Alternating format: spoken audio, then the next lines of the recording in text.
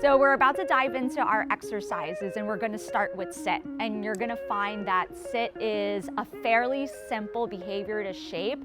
It's also going to be one of the easiest for your dogs because physically they can maneuver into it pretty well. It's also going to be their go-to. You're going to find that when you first teach your dog sit, they're literally going to follow you around the house and just start sitting because they realize good things happen when they do that. My advice to you is take advantage of that, capture that behavior as much as possible. Whenever you find your dog following you, maybe going into a sit, going into a down, doing a lot of that guesswork to figure out how do I get what I want from the environment, it's okay to reinforce that because this is how we establish good habits.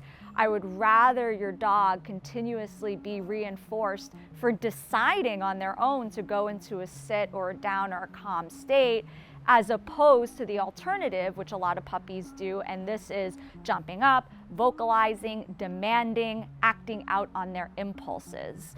So it's harder for them to do this other behavior. However, if you do reinforce it often, even when you're not asking for it, this will become their default with time.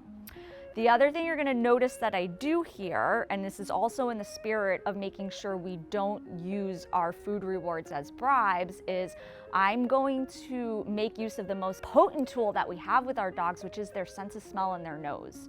So a lot of what I do to start is just based on body language and visual signals, but I'm also going to use scent to my advantage. What I mean by that is if I want to maneuver my dog into a certain behavior, I'm going to use the scent of the treats on my fingertips to guide their nose into those different types of behaviors, as opposed to busting out the treat and waving it in front of their face and bribing them to do it. So there's a distinction there, and I want you guys to be very aware of that, and also very aware of when you hear either my little yes or click as they do perform the correct response. All right, Teddy, you're up. All right. Okay, so my sit signal is this. I go up like that. Going back to that guesswork, right? So now he's like, oh, down, will that get me what I want? But I didn't ask for that. So, Teddy. Yes. Okay, so there's my sit signal.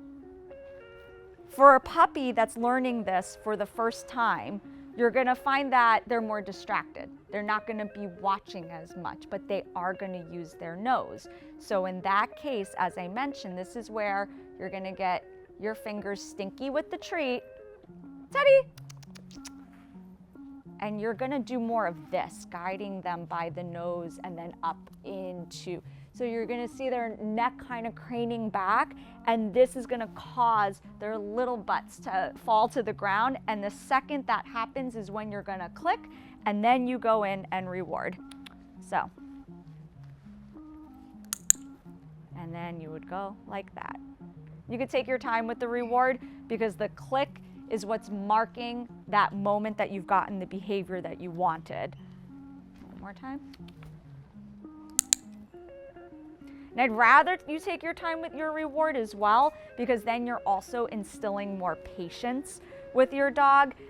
Like I said, this is going to look a little different with puppies, and I am going to show you what that looks like as well. You're not going to have that patience right away. They're going to be more distracted. They're going to be more jittery, and you probably will need to deliver your food reward a little quicker. But as I said, just after a few rounds of practicing, when you realize they have the behavior, your click in and of itself should be enough to mark, okay, I've done right. I'm going to stay here still. I'm going to wait for the good thing that happens next, and then you're going to deliver on that, especially early on. We'll talk about how to phase treats out, reduce them. I don't think you should ever remove them completely, because as I said, you should always thank your dog or say good job in some way, shape, or form throughout their lives. But we're going to talk about how you move away from this model of constantly having to reinforce later on.